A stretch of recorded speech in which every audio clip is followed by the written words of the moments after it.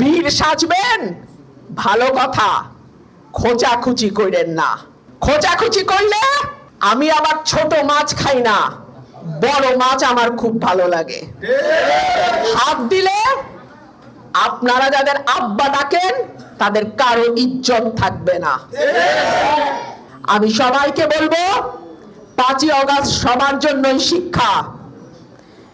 কেউ কেউ বর্ডার পার হয়ে রক্ষা পেয়েছেন, আপনারা কোন বর্ডার পার হবেন চিন্তা করে দেখেন।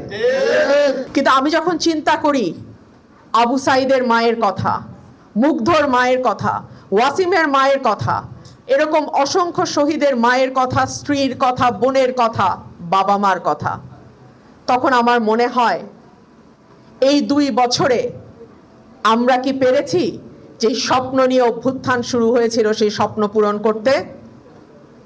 আপনারা জবাব দেন, পেরেছি আমরা? এটা কি শুধুমাত্র একটা সরকার পরিবর্তনের আন্দোলন ছিল?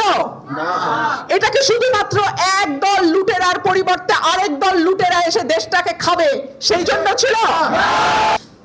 আমরা দেখলাম 15 বছর যা হয়েছে, দেশ এখন প্রায় সেই পথেই যাচ্ছে।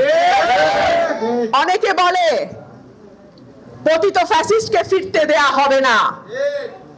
পতিত ফ্যাসিস্টকে কেউ ফিরতে দেবে না, যদি ফেরে আপনাদের ব্যর্থতার কারণেই ফিরবে। আপনারা যখন চাঁদাবাজি করেন, ধান্দাবাজি করেন, বালুর ব্যবসা করেন, আপনারা যখন সাধারণ মানুষের ব্যবসা প্রতিষ্ঠানে গিয়ে লুটপাট করেন, আপনারা যখন ভিন্ন মতকে দমন করার জন্য নোংরা পথ অবলম্বন করেন, ঠিক যেরকম শেখ হাসিনা সরকারের সময় হয়েছিল, তখন মনে রাখবেন আপনারাই কিন্তু সেই স্বৈরাচারকে বরণ করে নিয়ে আসবেন।